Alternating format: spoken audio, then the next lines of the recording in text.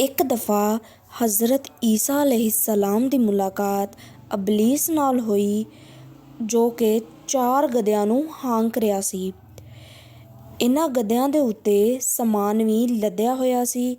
ਹਜ਼ਰਤ ਈਸਾ ਅਲੈਹਿਸਲਾਮ ਨੇ ਇਹਨਾਂ ਗਧਿਆਂ ਨੂੰ ਹਾਂਕਣੇ ਤੇ ਉੱਤੇ ਸਮਾਨ ਦੇ ਬਾਰੇ ਵਿੱਚ ਇਬਲੀਸ ਨੂੰ ਪੁੱਛਿਆ।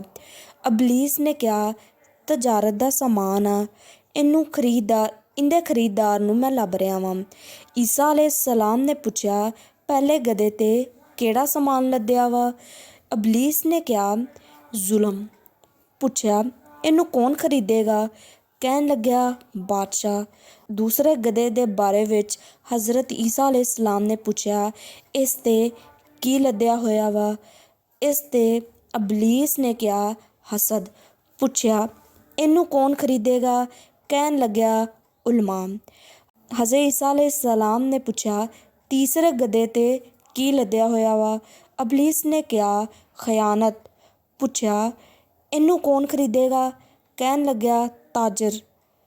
ਹਜ਼ਰਤ ਈਸਾ ਅਲੈਹਿਸਲਾਮ ਨੇ ਚੌਥੇ ਗਧੇ ਦੇ ਬਾਰੇ 'ਚ ਪੁੱਛਿਆ ਕਿ ਇਸ 'ਤੇ ਕੀ ਲੱਦਿਆ ਹੋਇਆ ਵਾ?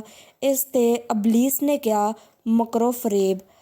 ਹਜ਼ਰਤ ਈਸਾ ਅਲੈਹਿਸਲਾਮ ਨੇ ਕਿਹਾ, ਇਹਨੂੰ ਕੌਣ ਖਰੀਦੇਗਾ? ਇਸ 'ਤੇ ਇਬਲੀਸ ਕਹਿਣ ਲੱਗਿਆ, ਇਹਨੂੰ ਔਰਤਾਂ ਖਰੀਦਣ ਦੀਆਂ, ਯਾਨੀ ਕਿ ਫੀਮੇਲ।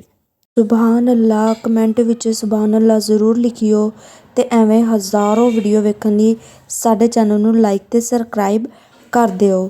ਸ਼ੁਕਰੀਆ।